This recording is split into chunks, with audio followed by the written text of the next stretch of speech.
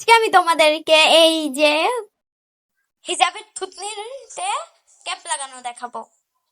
তো এটার জন্য আমি লম্বা একটা মানে এটা আমার কাটিং ভিডিও করতে মনে নাই, তো আমি দেখিয়ে দিচ্ছি। এখানে 5 ইঞ্চি লম্বা আর চওড়াতে 2.5 ইঞ্চি একটা কাপড় নিয়ে তারপরে এটা যে হিজাব এর ক্যাপের কাপড়ের মতোই আমি এটাকে কাটিং করে নিয়েছি। এবার এটাকে লাগাবো। এইখানে মুখের মাপ যতটা আছে তার থেকে 1 ইঞ্চি বাড়তি নিতে হবে। এবার ক্যাপের যে কাপড়টা আছে ওইটার ভিতর সাইডে নিয়ে তারপরে এটাকে আমি সেলাই করে নিচ্ছি।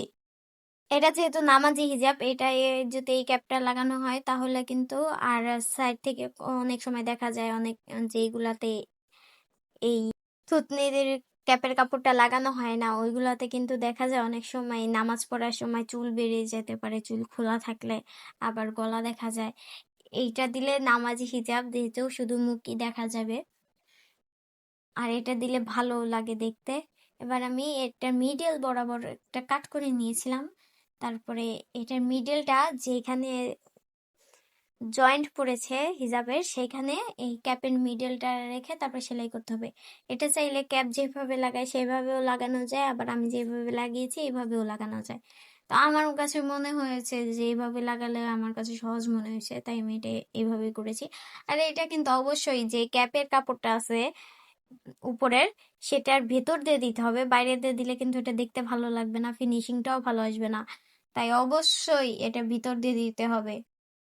আর যদি তোমাদের হিজাব কাটিং ভিডিও লাগে, আমার পেজে আর ইউটিউবে হিজাব কাটিং ভিডিও দেওয়া আছে, ওটা দেখে তোমরা বানিয়ে নিতে পারো। সব হিজাবের মাপই কিন্তু একরকমই হয়, শুধু ছোট বড়। ছোটদের হিজাবটার মাপটা একটু ছোট ওই যে কম হবে, আর বড়দের হিজাবটার মাপটা একটু বেশি হবে, এটাই পার্থক্য। সবই একরকমই। আচ্ছা, এইটা হচ্ছে আমি দেখো সেলাইটা করে নিয়েছি। এটা কিন্তু দেখতে খুবই ভালো লাগে। এই যে দেখতে এখন এরকম হয়েছে। আমি এটার উপর দিয়ে চাপ সেলাইটা দিয়ে নিব, না হলে কিন্তু কুঁচকে থাকতে পারে। চাপ সেলাইটা দিলে আমার মতে ভালো হবে, তোমরাও চাপ সেলাইটা দিয়ে নিবা। আর এটা দেখো ভিতর দিয়ে দেওয়ার কারণে কিন্তু এই যে জ্যাপের উপরে ক্যাপের কাপড়টার ভেতর দিয়ে নিচের ক্যাপের কাপড়টা দেওয়ার কারণে এটার ফিনিশিংটা খুবই ভালো আসছে, বাইরে থেকে বোঝাও যাচ্ছে না। দেখো আমি চাপ সেলাইটা দিয়ে নিচ্ছি। এটা কিন্তু পুরোটাই আমি ডাবল চাপ সেলাই দিয়ে নিয়েছি। আর যেহেতু এটার আমার কাছে ভিডিও আছে, তোমরা অন্য অন্য কাটিং এবং সেলাই ভিডিও আছে ওইটা দিয়ে দেখে নিও, অন্য একটা হিসাবের।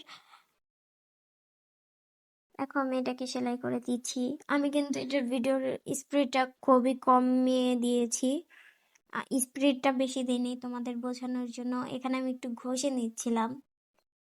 এটা কিন্তু অবশ্যই একটু ঘষে নেবা। এটা ঘষে নিলে কি হয়, ঘষে নিলে কি হয় যে যত কোথাও কুচকে যায় কাপড় তাহলে কিন্তু ওইটা সোজা হয়ে যায়, তাহলে আর সেলাই করার সময় ওটা কুচকে থাকে না। কুচকে থাকলে কিন্তু দেখতে জিনিসটা একদমই ভালো লাগে না, সোজা হয়ে থাকলে ভালো লাগে।